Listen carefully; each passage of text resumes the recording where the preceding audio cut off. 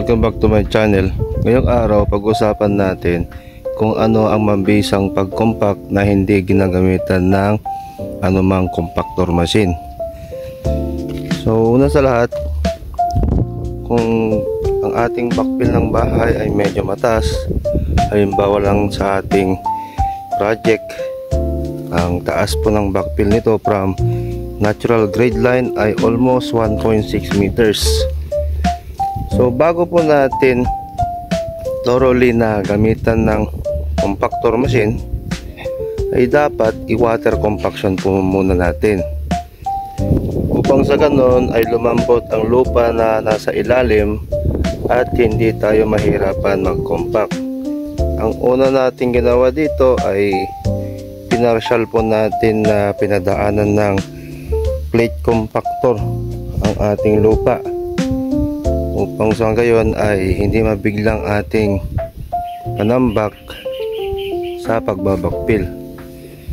So pinag-rest muna natin konti yung ating lupa ng 24 hours. So kahapon po ito binakfilan, at kung mapapansin nyo may crack po ang ating backfill dahil nga po sa ating ginawang water compaction. So makikita nyo kahapon po nandyan po sa taas yung ating backfill, so bumaba siya ng almost isang hollow blocks. So ibabad nyo lang po ang ating backfill materials. Kung meron po kayong hose ay ibaon nyo lamang po siyang ganyan hanggang meron pong magpakita na ganito na mga cracks, meaning to say bumababa po yung ating backfill materials.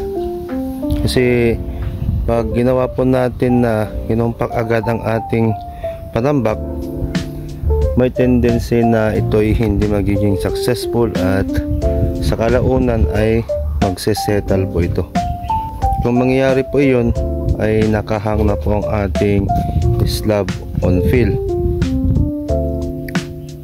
at ito po ay napaka-delikado, lalo na at nasa ground floor po ito. Pwede po siyang bahayan ng mga daga, mga insekto, mga ahas, dahil may magkakaroon na ng space between the soil and the concrete slab. So ang tawag po sa buhos sa ating ground floor na slab ay slab on fill. So ayan,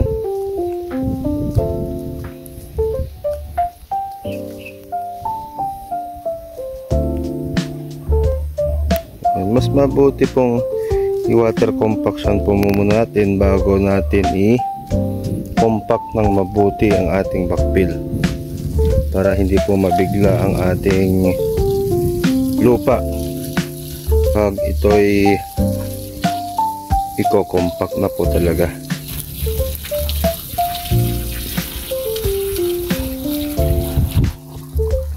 Kasi ang ginawa po dito sa ang backfill po ito ay hindi po siya per layer, minsanan po siyang binakfilan. So kailangan po ng ating panambak na mag-rest. So ayun guys, papakita ko lang po sa inyo ang taas ng ating backfill. So ayan, so ito po ang ating natural grade line.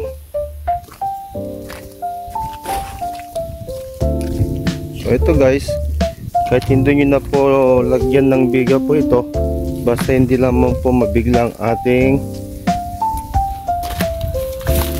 ating pagbabakfill at pagko-compact. So tingnan na po natin, 1 2 3 4 5 6 7 layers multiplied by 0.2 meters sa isang hollow block, so 1.4 meters. At ito po,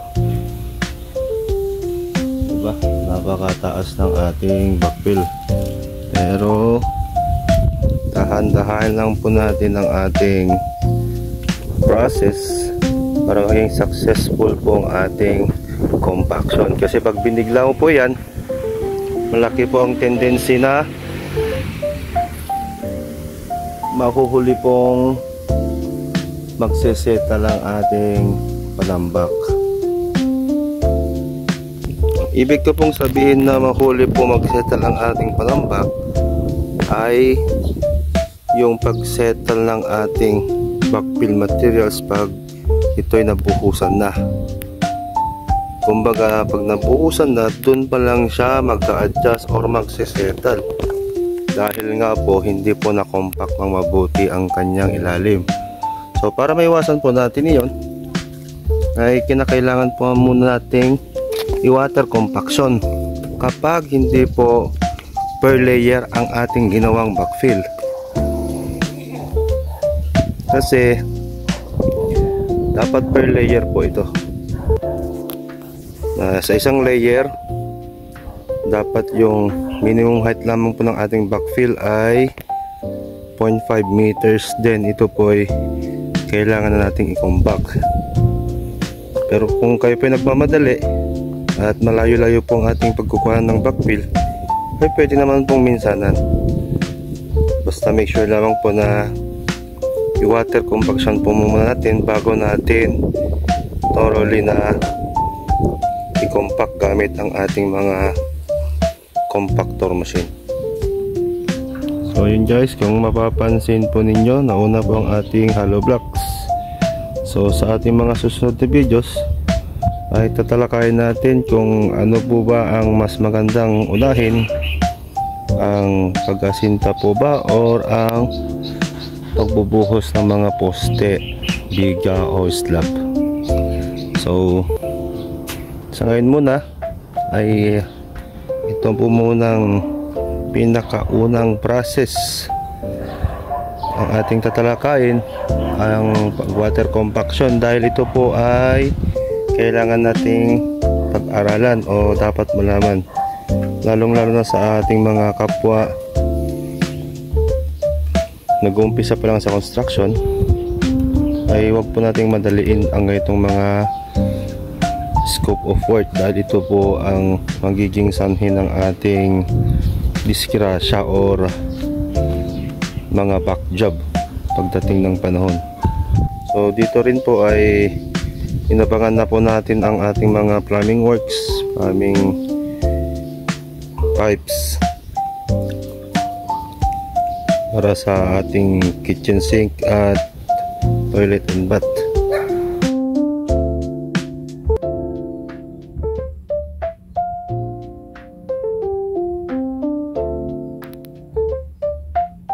Yun lamang po, sana nakatulong ang vlog kong ito para mabigyan ko na naman kayo ng ideya kung paano po ang tamang pagbabakfill ng ating future dream houses or future projects.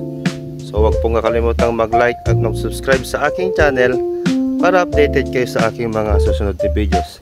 Salamat!